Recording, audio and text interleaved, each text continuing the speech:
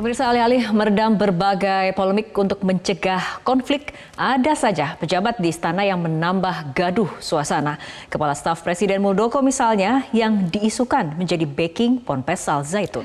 Sementara itu Menhan Prabowo Subianto juga memantik polemik akibat pengadaan jet tempur bekas. Sudah ngerti itu siapa yang goreng itu, saya sudah tahu itu. Ya.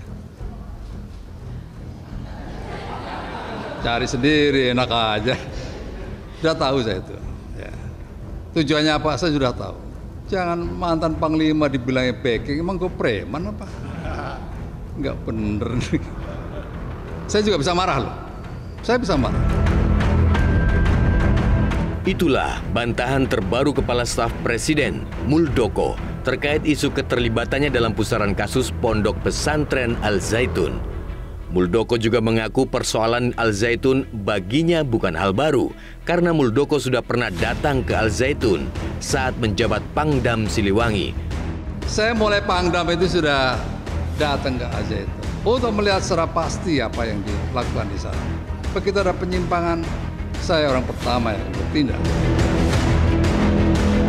Pekan lalu, Muldoko sudah menepis tudingan sebagai backing Al Zaitun. Saat itu, Muldoko memberi argumentasi sebagai mantan Panglima TNI, mustahil dirinya berkolaborasi dengan kelompok kiri. Orang-orang ini ngawur, ya. Cuman saya belum ngomong aja. Antara kalau saya ngomong marah saya itu, karena apa yang diomong itu sangat ngawur, ya. Mana mungkin saya seorang mantan Panglima itu berkolaborasi kalau memang itu benar. Nama Muldoko menjadi sorotan setelah mantan pimpinan Ponpes Al Zaitun, Imam Supriyanto, menyebut Muldoko dan Hendro Priyono berada di balik eksistensi Al Zaitun.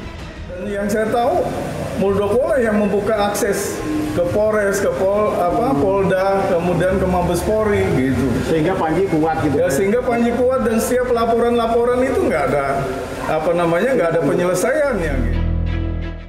Kegaduhan terkait Al Zaitun yang menyeret nama anak buahnya membuat Presiden Joko Widodo buka suara. Presiden memastikan pemerintah sudah mengusut dugaan penyimpangan Ponpes Al Zaitun. Ya, sabar itu Pak Menko Polhukam, Pak Menteri Agama sudah saya perintahkan untuk mendalami. Nanti kalau hasilnya sudah ada saya sampaikan. Ya. Bantahan istana boleh jadi makin memperkeruh suasana. Profesor Utang Ranuwijaya yang didapuk sebagai Ketua Kajian Al Zaitun MUI misalnya, membenarkan isu ada pejabat yang membackingi Panji Gumilang. Jadi saya pikir bukan hanya seseorang itu. Banyak pihak yang turut mendukung agar Al Zaitun ini terus beroperasi dan tidak diganggu oleh pihak-pihak lain. Isu Al Zaitun rawan disalahgunakan untuk memicu keresahan publik. Apalagi kondisi masyarakat sudah syarat polemik. Pekan lalu misalnya, sejumlah elemen masyarakat berunjuk rasa di depan Kementerian Agama. Masa menuntut pencabutan izin dan penutupan Ponpes Al Zaitun. Di Bandung, Jawa Barat, muncul pula aksi serupa. Ratusan orang dari sejumlah paguyuban di Jawa Barat memadati halaman gedung sate menuntut penutupan Al Zaitun. Alasannya, ajaran Ponpes Al Zaitun dinilai menyimpang dan menistakan agama. Sebelumnya, Muldoko juga memicu kegaduhan akibat berupaya memecah Partai Demokrat. Melalui KLB Deli Serdang, Muldoko berupaya menciptakan pengurus Partai Demokrat tandingan. Upaya Muldoko menguasai Partai Demokrat berlanjut dengan sejumlah upaya hukum ke Mahkamah Agung. Belakangan, manuver politik Muldoko dibaca sebagai bagian dari upaya penjegalan baca pres Anies Baswedan. Istilahnya dicopet oleh teman istana sendiri. Itu maka Anies tidak bisa maju. Jadi ini bacaan yang dengan mudah bisa di Google bahwa di balik PK upaya-upaya hostile takeover bahasa Romi pencopetan itu ada maksud menjegal Anies Baswedan. Sepak terjang Menteri Pertahanan Prabowo Subianto juga memantik polemik. yaitu rencana membeli 12 jet tempur bekas dari Qatar. Jenis pesawat yang diincar adalah Mirage 2000 generasi 5 buatan Prancis. Alasannya untuk menutupi kekosongan akibat jet tempur yang ada memasuki usia pensiun. Banyak sekali pesawat kita yang sudah tua dan harus kita refurbish. Kita sedang perbaiki. Ini butuh waktu kurang lebih 1 tahun atau 18 bulan lagi untuk mengoperasionalkan semua pesawat tempur kita sekarang. Dan kita akan beli pesawat-pesawat yang baru, modern. Sudah kita kontrak, sudah kita pesan Rafale 42 dari Prancis. Rencana Prabowo membeli jet tempur bekas ditolak anggota Komisi 1 DPR dari fraksi PDI Perjuangan, TB Hasanuddin. Alasannya, tidak ada kondisi mendesak sehingga Indonesia harus membeli pesawat tua.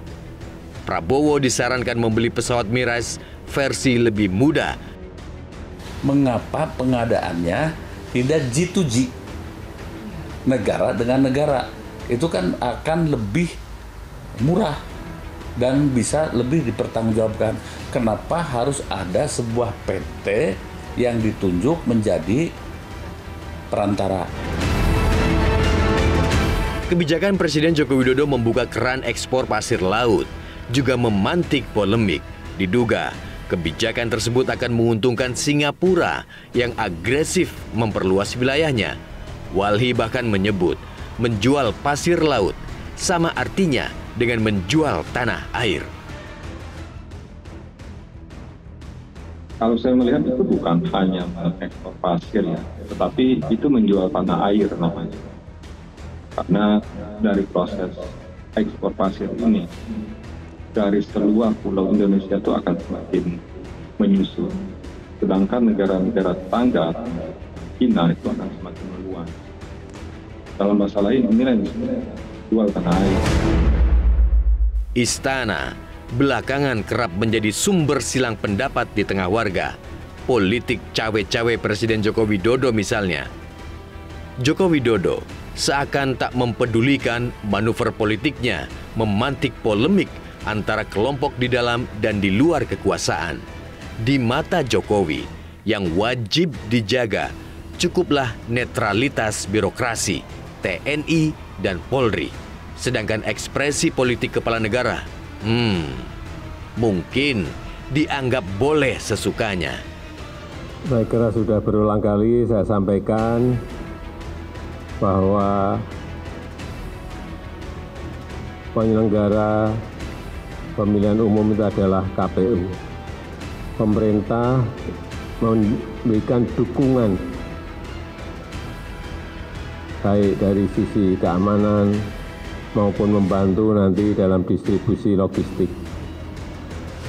Dan yang paling penting yang juga sudah sering saya sampaikan, netralitas dari TNI, Polri, PNS kita betul-betul, birokrasi kita betul-betul harus kita jaga agar tetap